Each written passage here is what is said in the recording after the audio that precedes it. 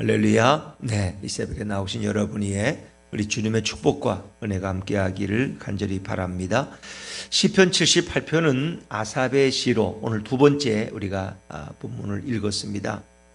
이 아삽이 이 시를 기록한 그런 의도에 대해서 그런 아주 앞부분에서 말하고 있죠. 이제 그의 후손들에게 하나님이 어떤 분이신지, 그리고 하나님이 우리 조상들에게 어떻게 행하셨는지 하나님에 대해서 전해주고 후대에 전하기 위해서 오늘 이 일을 기록했다고 말하고 있습니다.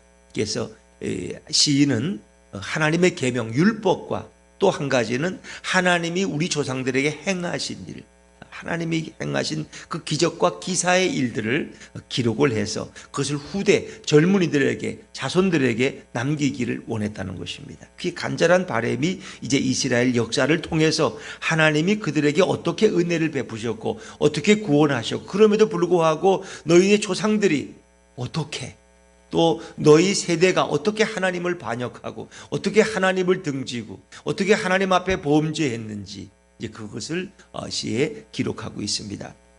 어제 어떤 그 모임이 저희 이제 카페에 있었는데, 코나에 가서 이제 이렇게 DTS를 경험한 이제 이 동탄 가까이에 계신 몇 가지 이렇게 모여서 이제 이렇게 하나님의 은혜를 나누는 중에 거기 왔던 한 목사님이 이제 그런 말씀하셔요.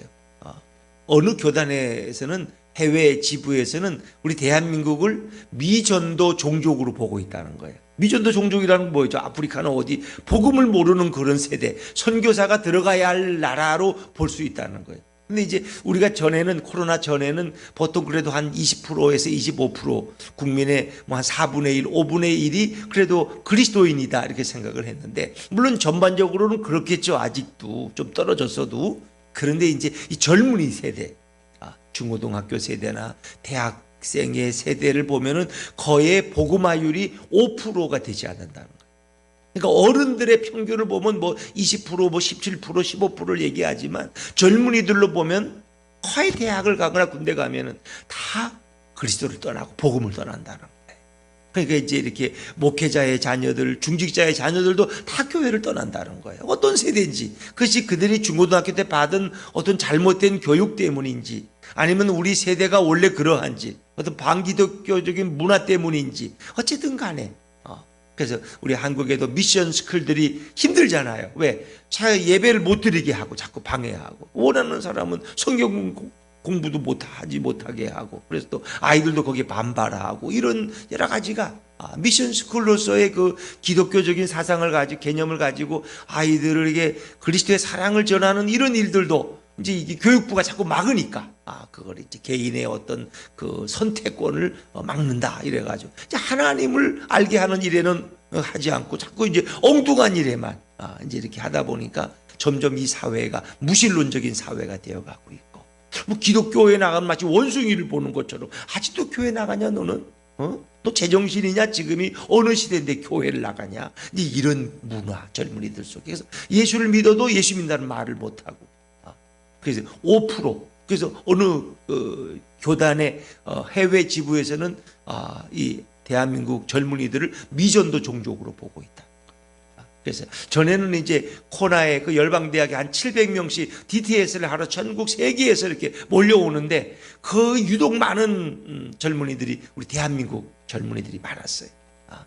그래서 뭐 거의 열방대학은 쉽게 그런 말도 했어요. 열방대학을 먹여 살리는 건 한국의 젊은이들이라고. 왜 그렇게 많이 몰려가다. 근데 지금 700명이 교육을 받고 있는데 그 중에서 우리 한국의 대학생들은, 젊은이들은 50명밖에 되지 않아요. 이제 그것은 굉장히 적은 숫자. 전에 비하면 뭐 거의 한 7분의 1 이상으로 줄어든 그런 상황. 그래서 이게 참 너무 아쉽다. 우리 대한민국의 한국교회가 젊은이들을 잃어가고 있다는 것이. 그래서 거의 뭐 한국교회도 이렇게 5만 교회, 6만 교회지만 교회 학교가 없는 교회가 거의 절반 이상, 거의 70%는 다 교회 학교가 없어요. 중고등부도 없고 청년부도 없고, 이런 교회가 되어가고 있다. 이건 좋은 사인이 아니죠. 그래서 우리는 다시 그 젊은이들을 어떻게 일으킬 수 있느냐, 어떻게 우리 아이들에게 복음을 증거하시느냐, 그것이 한국 기독교의 가장 중요한 과제고 사명이라는 거죠. 그 유대인들은 특별히 자기 자녀들에게 하나님을 가르치고 율법을 가르치고 하나님이 어떤 분이신가를 가르치는 것을 굉장히 중요하게 여겼어요. 그래서 그들은 가정에서 이렇게 하나님을 증거하는 것을 굉장히 중요하게, 물론 그들이 예수님을 모르지만은 그들의 전통과 문화 속에서 이 여호와 하나님을 가르치는 일은 굉장히 열심인 백성이 유대 민족이죠.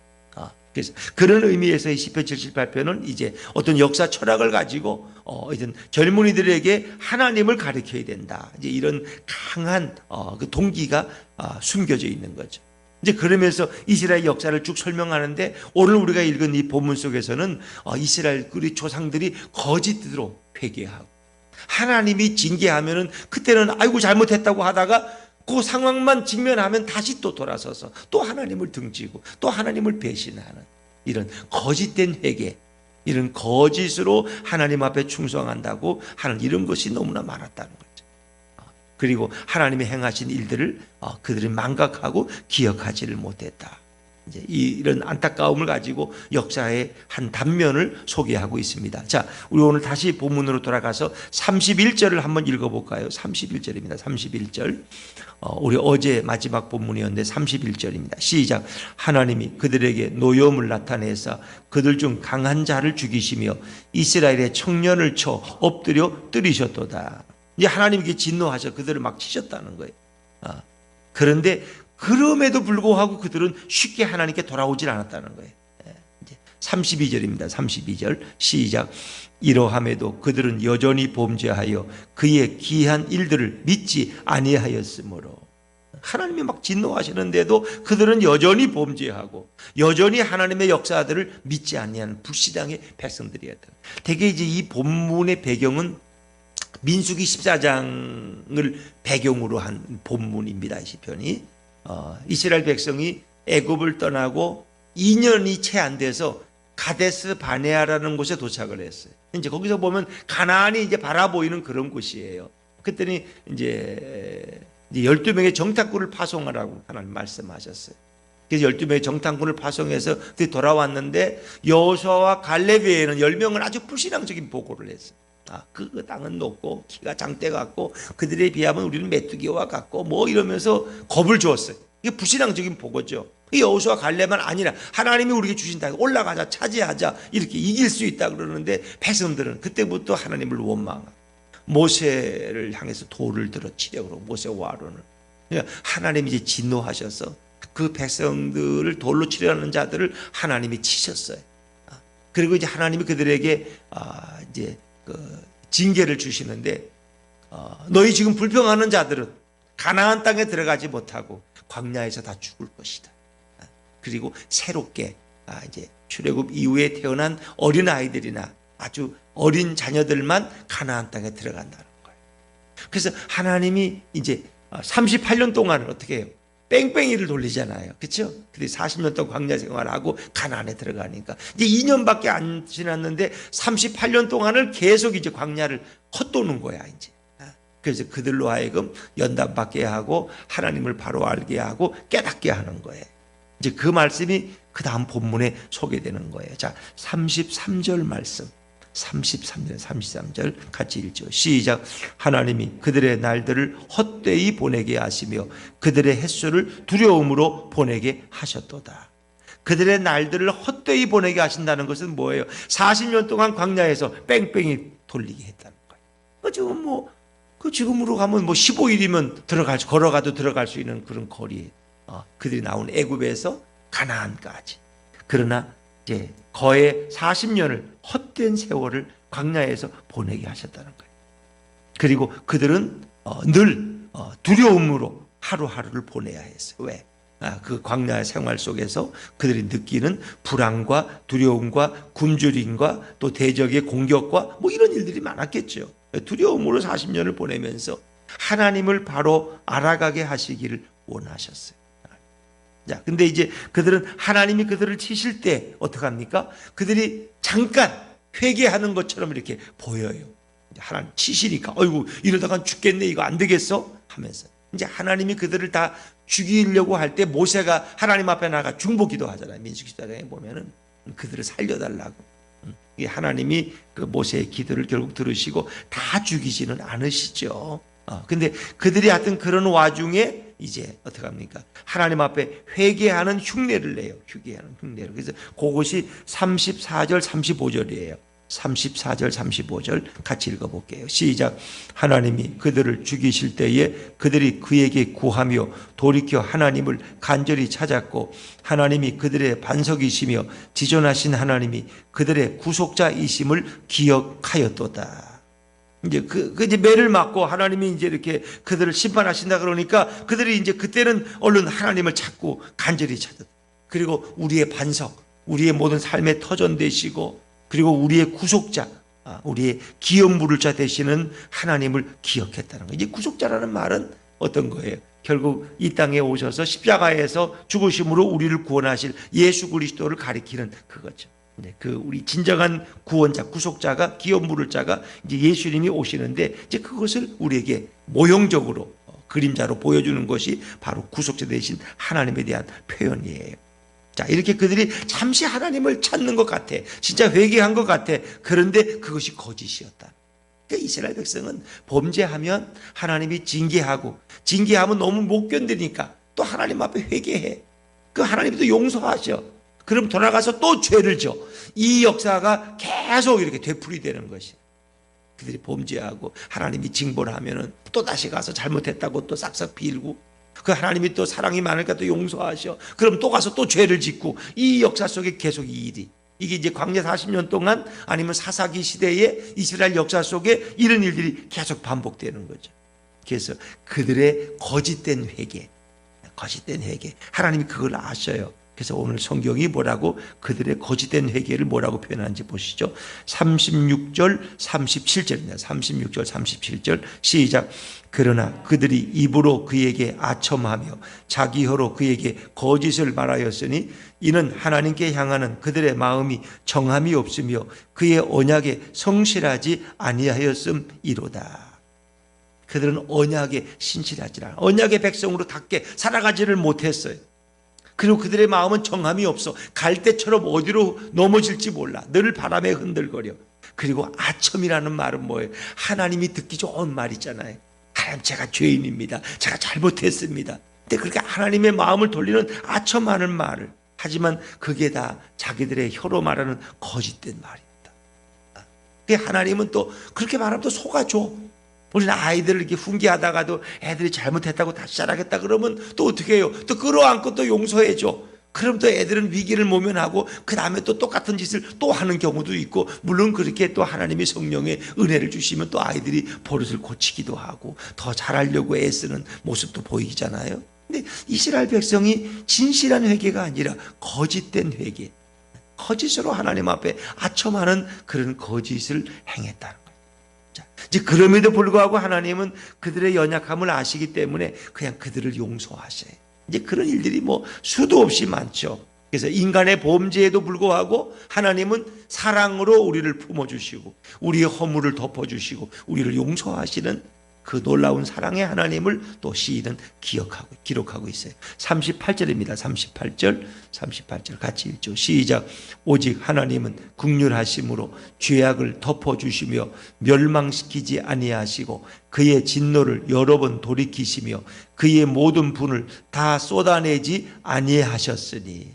사랑의 하나님, 인간의 패역과 인간의 반역과 하나님의 사랑을 오늘 성경은 그리고 있는 거예요. 바로 오늘 38절과 같은 자비와 사랑을 베푸시는 분이 누구냐? 이 땅에 오시는 메시아 예수 그리스도십니다. 오직 하나님은, 우리 예수님은 긍휼하심으로 죄악을 덮어주시며 그 예수님의 그 의로우심으로 우리의 모든 불의함을 다 덮어주시는, 마치 눈이 오면 세상에 더럽고 오염된 것들도 다 하얗게 변하듯이, 그렇지요? 우리의 모든 더러운 것을 예수님의 의로우심으로 다 우리를 덮어주셔. 그 예수님의 이 땅에 오실 하셔 그분이 행하실 사역을 미리 구약이 보여주는 거예요. 하나님께서 이스라엘 백성이 어떻게 행하셨는가, 그리고 그들을 멸망시키지 아니하시고 우리의 죄 때문에 당연히 우리는 죽어야 함에도 불구하고 예수님은 우리를 멸망시키지 아니하시고 용서하시고 당신의 보혈로 우리 죄를 씻어주시는 거예요. 그래서 이 모든 구약의 사건들은 이 땅에 오실 예수 그리스도가 행하실 사역을 미리 우리에게 보여주고 있고 그것을 예표하고 있는 겁니다. 그리고 그의 진노를 여러 번 돌이키시며 막 진노를 내려야 함에도 불구하고 다시 진노를 취소하셔. 왜? 이 백성 다 죽겠거든. 그때마다 모세가 하나님 앞에 나아가서 저를 죽여달라고, 이 백성을 죽이시면 어떡하냐고. 이방 백성들이 너희 여호와가 너희 백성을 다 죽였느냐 그렇게 말하지 않겠습니까? 아예 제 생명을 걷어가시고 저의 이름을 생명책에서 걷어주시고 이 백성을 용서해달라. 그러니까 모세가 하나님과 백성 사이에 뭐가 된 거예요? 중보자가 된 거예요. 모세의 중보기도. 이 땅에 우리의 중보자로 오신 분이 누구예요? 예수 그리스도예요. 그러니까 구약의 제사장은 하나님과 인간 사이의 중보자예요. 인간의 죄를 대신 가지고 들어가서 하나님 앞에 제물을 바침으로써 속죄의 제물을 바침으로 인간을 대신해서 용서받는, 그리고 하나님과 인간 사이를 이어주는 자가 제사장이고 중보자예요. 근데 그 기능을 모세가 했고 이 땅에 오시는 예수 그리스도가 진정한 중보자가 되신다. 하나님과 인간 사이의 죄로 인해서 담이 막혔지만 예수님이 오셔 십자가에서 스스로 당신이 제물이 되심으로써 하나님과 인간 사이를 이어주시는 중보자가 되시는 중보자. 이제 그것을 우리에게 보여주시는, 구약에서 미리 그 예수님의 사역을 예표하고 있는, 그리고 그의 모든 분노를 다 쏟아내지 아니하셨으니 우리가 뭐 죄질 때마다 하나님이 우리를 때리시고 그러시면 뭐 율법처럼 너희 오른팔이 범죄하거든 팔을 잘라버려라. 그 팔 없이 천국에 들어가는 것이 지옥에 가는 것보다 낫다. 그 팔 가지고 뭐 지옥 가는 것보다 팔 하나 한쪽 없이 천국 가는 게 낫죠. 그런데 우리가 잘못할 때마다 팔을 잘라내시고 다리를 잘라내셨다면 우리는 온몸이 다 장애인이 됐을 거예요. 그러나 하나님은 그렇게 하지 않으시고 예수님은 그 모든 분을 다 쏟아내지 아니하셨다는 것은 자비를 베푸셨다. 그래서 당장 그들을 죽이지 않으시고 40년 동안 그들이 이제 노쇠해서 나이 들어서 자연사하게 만드시는 것, 자연사. 그리고 나서 40년 후에 여호수아와 갈렙이 결국 그 젊은이들이 성장해서 그들을 끌고 출애굽 제2세대를 끌고 요단을 건너서 가나안 땅에 들어가게 되는 거예요. 이제 그런 과정을 쭉 설명하고 있는 거죠. 자, 근데 하나님이 그들을 다 죽이지 아니하시는 이유가 뭐냐? 그들의 연약함을 아시기 때문에. 39절이면 39절 같이 읽죠. 39절 시작. 그들은 육체이며 가고 다시 돌아오지 못하는 바람임을 기억하셨습니다. 육체라는 말은 우리가 보면 연약하고 깨어지기 쉬운 뭐 같은 존재? 질그릇 같은 존재야. 질그릇. 질그릇은 잘 깨어지잖아요. 쇠그릇이 아니니까. 그렇죠? 질그릇 같은 존재임을 하나님은 아셔요. 그리고 다시 돌아오지 못하는 바람, 이것도 허무한 존재라는 걸 아셔. 그래서 인간이 연약함을 아시기 때문에 다시 인간을 용서하시고 또 품어주시고 그들을 구원하시는 그런 주님의 사랑을 우리에게 보여주는 거예요. 자, 이런 일들을 계속해서 겪음에도 불구하고 그들은 결국 어떻게 하나님 앞에 대해서 대응했느냐? 그들의 모습을 보세요. 40절입니다. 40절 같이 읽죠. 시작. 그들이 광야에서 그에게 반항하며 사막에서 그를 슬프시게 함이 몇 번인가. 민수기 14장 22절에 보면 그들은 너희는 10번이나 하나님을 속이고 하나님께 거역했다고 그렇게 이제 말씀하고 있습니다. 광야에서 반항하며 하나님을 슬프시게 함이 도대체 몇 번인가. 셀 수 없이 너무나 많다는 거예요. 셀 수 없이. 41절 제가 읽을게요. 그들이 돌이켜 하나님을 거듭거듭 시험하며 이스라엘의 거룩하신 일을 노엽게 하였도다. 하나님의 마음을 아프게 했습니다. 하나님의 마음. 이스라엘 백성은 계속해서 하나님을 거역하고 또 하나님의 역사를 기억하지 아니했다는 거예요. 그들의 가장 큰 잘못은 하나님이 그 조상들을 위해서 그 백성을 위해서 행하신 일들을 망각해버리고 기억하지 아니하고 늘 하나님을 잊어버리고 살아간다. 자, 그것은 뭐 가나안 땅에 들어가서도 마찬가지죠. 자, 42절입니다. 42절 같이 읽죠. 시작. 그들이 그의 권능의 손을 기억하지 아니하며 대적에게서 그들을 구원하신 날도 기억하지 아니하였도다. 권능의 손, 그러니까 광야에서 그들을 위해서 행하신 모든 기적들, 또 애굽에서 출애굽하기 전에 그들에게 그들을 구원하신 그 구원하신 날을 전혀 기억하지를 못했다는 거예요. 그것이 너희 민족의 죄악이고 우리의 잘못이라는 것을 고백하죠. 그러면서 43절부터 이제 한 51절까지는 10가지 재앙, 애굽에서 행하신 10가지 재앙을 다시 여기에 이제 리플레이하고 있는 거죠. 다시 그들에게 설명하고 있는 거예요. 43절, 그때에 하나님이 애굽에서 그의 표적들을, 소환들에서 그의 징조들을 나타내다. 소환이라는 것은 애굽의 수도의 이름이고, 하나님이 10가지 재앙을 어떻게 행하셨고, 그리고 어떻게 애굽을 치셨고 너희 조상들을 애굽에서 이끌어내셨는지 아느냐. 하나님이 능력의 손으로 이렇게 너희들을 구원하셨다 하는 10가지 재앙을 이제 하나씩 설명하고 있는데, 44절 45절 한번 같이 읽죠. 시작. 그들의 강과 시내를 피로 변하여 그들로 마실 수 없게 하시며 쇠파리 떼를 그들에게 보내어 그들을 물게 하시고 개구리를 보내어 해하게 하셨으며. 그래서 나일강이 피로 변한 것은 첫 번째 재앙이죠. 또 45절에 보니까 개구리 떼를 보내서 이렇게 한 것은 네 번째 재앙입니다. 또 46절에 보면 그들의 토산물을 황충에게 주셨고, 또 그들이 수고한 것을 메뚜기 떼에게 줬다. 메뚜기, 이것은 8번째 재앙이에요. 47절에 보니까 그들의 포도나무를 우박으로, 그들의 뽕나무를 서리로 죽이셨다며, 이것은 7번째 재앙이에요. 48절은 또 번개불로 넘기셨다. 우박을, 가축을 우박으로 치시고 양떼는 번개불로. 49절에는 재앙의 천사들이 그들에게 내려졌다. 이 재앙의 천사는 10번째 재앙의 죽음의 사자들이에요.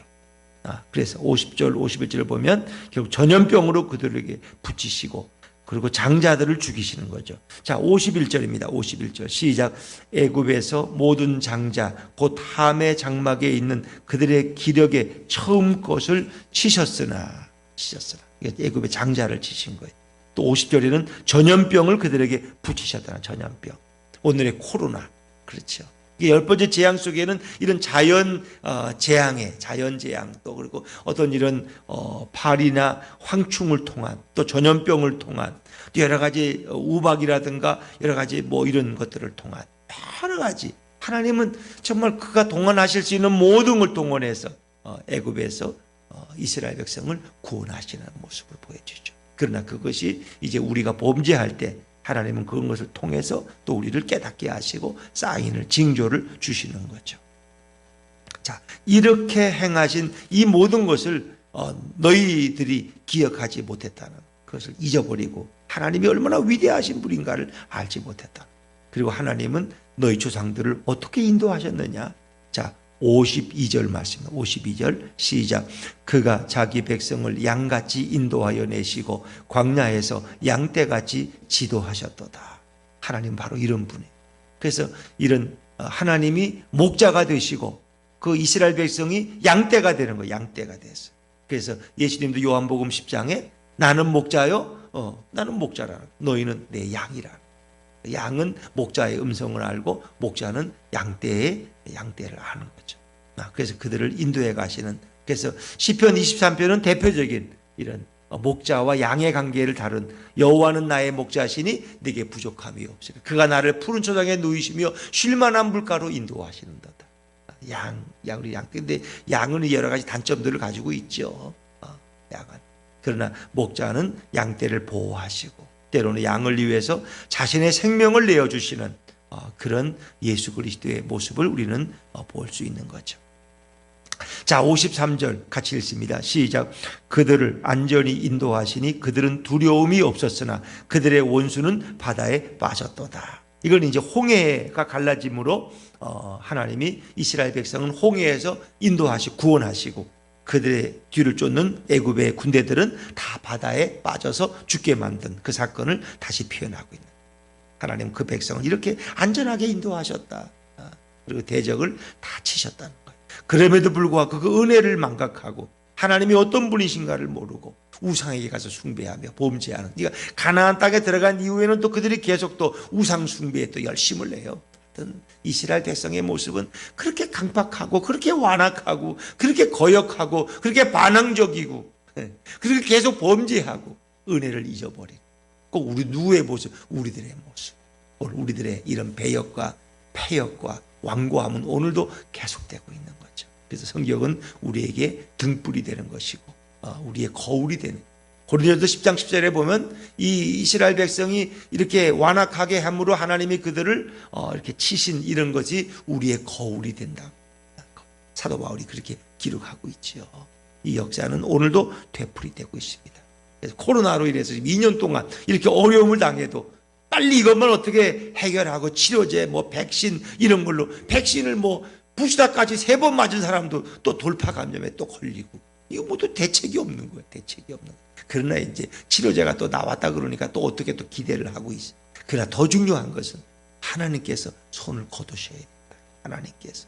이 모든 것은 인간의 힘으로 막을 수 있는 게 아니에요. 인간이 회개하고 하나님께 돌아가는. 그래서 코로나를 통해서 우리는 하나님을 떠나는 것이 아니라 우리 예수 그리스도께 더 가까이 나아가야 되는 거죠.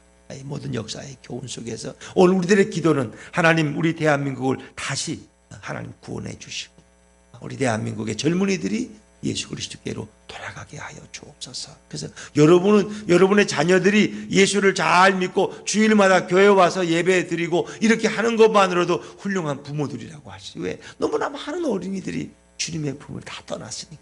학원으로 가고 주일날이면 부모들이 데리고 또 온 상가들을 다 헤매면서 교회 가지 못하게 만들고 이런 부모들이 한두 명이 아니야.